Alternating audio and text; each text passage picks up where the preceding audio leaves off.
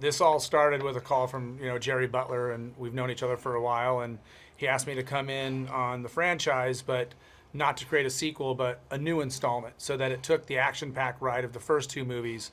and then took it in a new direction and put my stamp on it. I mean, what better vehicle than you get than that you can actually bring your wares to the table and hopefully not screw it up.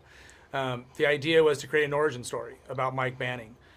where you got to much more in-depth character and you humanized him in a way to understand what makes him tick, the costs of the job, the relationships that are built along the way with a paternal figure like Allan Trumbull that we've got to admire through the franchise and really see that come to fruition now, and in a very paternal way, but also to meet the estranged father, the complexities of home life. And so for me, where my background in stunts comes from,